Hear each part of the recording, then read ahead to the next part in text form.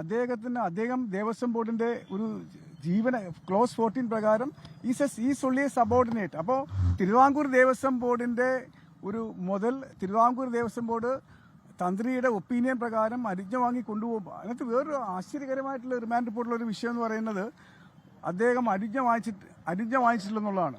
അനുജ്ഞ വാങ്ങിക്കുക എന്ന് പറയുന്നത് അത് തന്ത്രിയും ദേവനും തമ്മിലുള്ള വിഷയമാണ്. അത് ദേവസ്വം രേഖകളിലെങ്കിൽ തന്നെ രേഖപ്പെടുത്തുമെന്ന് എനിക്ക് തോന്നുന്നില്ല. അല്ല, ഇത്തരത്തിലുള്ള കൺക്ലൂഷൻസിന്റെ അടിസ്ഥാനത്തിലാണ് അദ്ദേഹത്തിനെ പ്രതിയാക്കിയിരിക്കുന്നത്.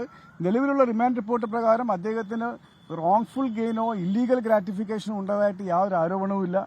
ഈ പറയുന്ന ഉണ്ണികൃഷ്ണൻ നമ്പൂതിരിയുമായിട്ട് നിരന്തരമായി അദ്ദേഹം ഫോണിൽ കൂടിയോ മറ്റു പ്രകാരത്തിലോ ബന്ധപ്പെട്ടതായിട്ടും യാതൊരു ആരോപണങ്ങളുമില്ല. പിന്നെ അദ്ദേഹത്തിന്റെ കല്യാണത്തിന് ഈ 1-ാം പ്രതി വന്നിട്ടുണ്ടാവാം. അത് ഈ പറയുന്ന നമുക്ക് മനസ്സിലാക്കുന്ന പല സെലിബ്രിറ്റികളായിട്ടുള്ള ആളുകളും പൊതുജനത്തിൽ ഏറെ ഈ തന്ത്രിയെ പോലെ ആ പൊസിഷനിലിരിക്കുന്ന ആളുകൾ ഇപ്പം പൊതുവിൽ എല്ലാവരെയും വിളിക്കുമ്പോൾ ആ കൂട്ടത്തിൽ അയാളെ വിളിച്ചിട്ടുണ്ടാവണം. ഒരുപക്ഷെ ഇങ്ങനൊരു ക്രൈം ഉണ്ടായാൽ അയാളെ വിളിക്കത്തുമില്ല.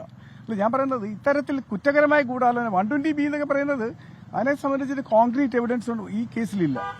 അപ്പോൾ ഇദ്ദേഹത്തിനെതിരെ കൃത്യമായിട്ട് മുഴുവൻ റിമാൻഡ് റിപ്പോർട്ടുകളിലും അദ്ദേഹത്തിന്റെ ഒരു ആരോപണം എന്ന് പറയുന്ന ആചാരലംഘനം നടത്തിയെന്നാണ്. ഈ ആചാരലംഘനം എന്ന് പറയുന്ന വേർഡ് ഇന്ത്യൻ നിയമപ്രകാരം IPC പ്രകാരമോ PC ആക്ട് പ്രകാരമോ ഒരു ഒഫൻസേ അല്ല. അപ്പോൾ അനുജ്ഞ നടത്താത്തതുകൊണ്ട് ആചാരലംഘനം നടന്നു. ആചാരലംഘനത്തിന് അദ്ദേഹം ഇടവരുത്തി ഈ സാധനം എടുത്ത് ഉണ്ണികൃഷ്ണൻ പൂറ്റിയുടെ കൊടുത്തു എന്നാണ് പ്രോസിക്യൂഷൻ കേസ്. അതെനിക്ക് പറയാൻ പറ്റില്ലല്ലോ. അല്ലേ, ഇതിനകത്ത് കേരളത്തിൽ ഇത്രയും പ്രഗത്ഭനായിട്ട് ഒരു ആചാര്യസ്ഥാനത്തിരിക്കുന്ന ഒരാളെ രാവിലെ അറസ്റ്റിൽ സ്റ്റേറ്റിലെ കൈവശം കിട്ടിയിട്ട് നിങ്ങളൊന്ന് ആലോചിക്കണം.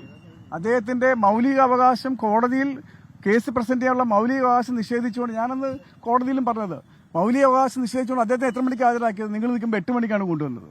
ഇങ്ങനെയൊക്കെയാണോ പെരുമാറേണ്ടത്? അത് കൃത്യമായിട്ട് 9ഉം 10ഉം ഒക്കെ അവധിയായി. ഇനി 12-ാം തീയതി കോടതി അവധിയാണ്. 13-ാം തീയതി ജാമ്യ ഹർജി പരിഗണിക്കും.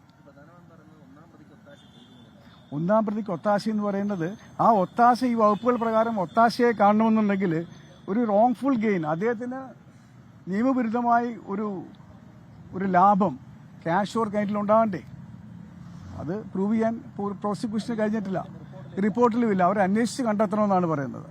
ഒരാളുടെ പേഴ്സണൽ ലിബർട്ടിയെ ബാധിക്കുന്ന വിഷയങ്ങളാണ് ഇതെല്ലാം. ലാഭം ഉണ്ടാക്കിയതെന്ന് എനിക്ക് പറയാൻ കഴിയില്ലല്ലോ. അത് ഇൻവെസ്റ്റിഗേഷന്റെ ഭാഗമാണ്. അതിനെക്കുറിച്ച് ഞാനിപ്പോൾ പറഞ്ഞു കഴിഞ്ഞാൽ സബ്ജുഡീസ് ആവും.